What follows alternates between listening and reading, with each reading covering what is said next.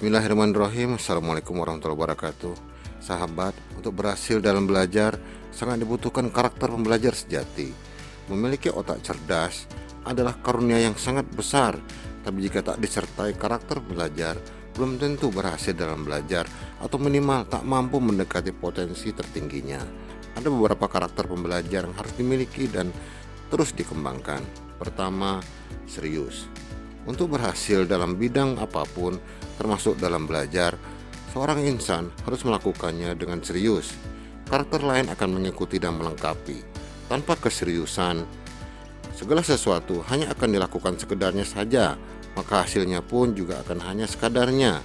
Tanpa keseriusan, otak cerdas, fasilitas lengkap, dan kesempatan bagus tidak akan menjadi apa-apa. Tapi dengan keseriusan, otak yang biasa saja tanpa dukungan fasilitas lengkap dan kesempatan bagus masih dapat menggapai tujuannya, karena akan terus berusaha keras untuk mencapai keberhasilan dengan mengatasi segala hambatan dan tantangan. Kedua, integritas. Insan pembelajar sejati harus punya integritas tinggi. Dia tidak akan melakukan kecurangan atau hal-hal negatif lainnya. Insan belajar sejati tidak akan mencontek, menggunakan joki atau menjadi plagiat misalnya. Agar tidak mencontek, dia akan bersandar pada kemampuannya dan belajar dengan baik.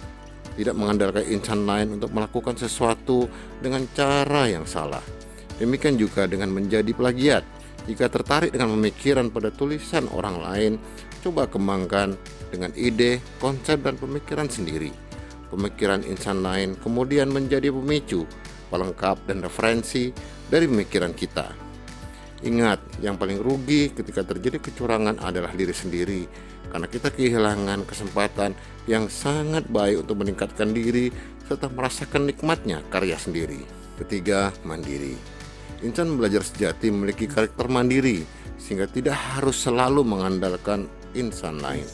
Karakter mandiri akan membentuk cara berpikir, sikap, tindakan, dan semangat mandiri untuk segala sesuatu. Mengandalkan insan lain hanya akan membuat kita tergantung, yang akan membuat kita menjadi malas berpikir dan berusaha. Ini akan membentuk budaya instan dengan mental menerabas yang selalu ingin cepat, ingin mudah, dan ingin banyak tanpa usaha sepadan. Ketergantungan bisa diterima jika memang benar-benar tidak bisa dilakukan, seperti memiliki kekurangan atau cacat tertentu yang menghambat proses belajar. Keempat, aktif. Insan pembelajar sejati adalah insan yang aktif berpikir dan berusaha. Dengan kemajuan ilmu pengetahuan yang sangat luar biasa saat ini, materi yang diberikan di sekolah atau kuliah menjadi sangat tidak cukup karena keterbatasan waktu, fasilitas, pengajar, dan lain-lain. Bisa jadi kurikulum dan silabus sudah tertinggal dan perlu proses cukup panjang dan relatif lama untuk memperbaharuinya. Adanya dukungan teknologi informasi dengan berbagai aplikasi di internet menjadi pembelajar aktif sebenarnya tidak sulit, hanya perlu kemauan sebagai syarat utama.